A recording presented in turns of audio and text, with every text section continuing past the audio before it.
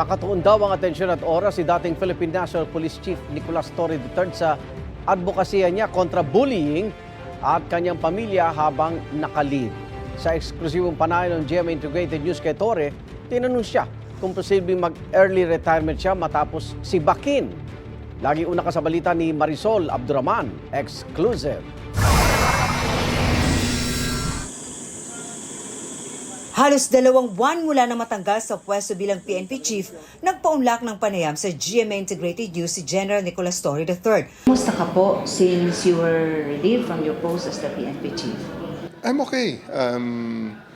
Life goes on at exploring new things to do in life, looking at life after the PNP.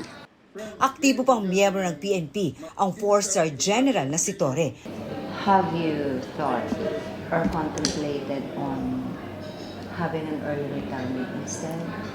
Saka na natin pag-isipan. Wala pa namang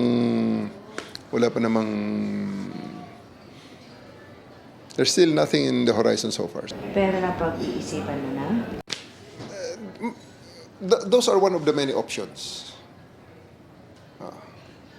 Those are among the options. That's among the options na available sa atin.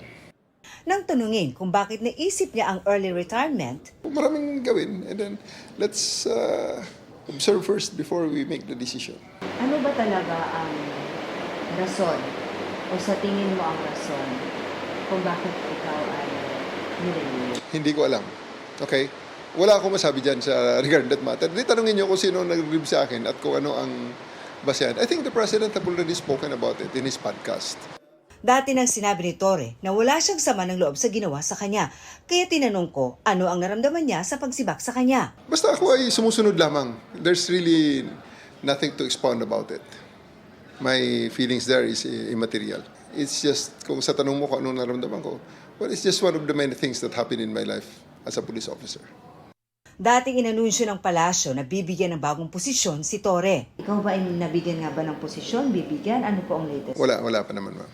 There's nothing formal. If ever you will be offered a position formally, will you accept it? Saka na lang natin desisyonan kung ano ang ating gagawin pag may offer na talaga. Nakalive pa rin hanggang ngayon si General Torre simula nang matanggal sa pwesto. Nakatalaga siya sa Personal Holding and Accounting Unit ng PNP.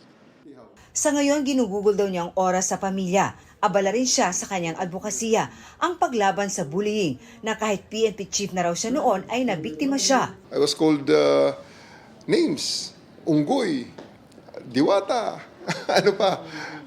Things were said and done, and a lot of things were said and done to me. So, Chief PNP na ako noon. At kailangan, something has to be done about it. Kaya inorganisa niya ang takbo kontra bullying sa November 16 hanggang October 31 ang official leave ng dating PNP chief. After October 31, what's next? Let's cross the bridge when we're there.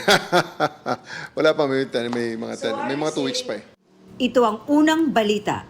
Marisol Abduraman para sa GMA Integrated News.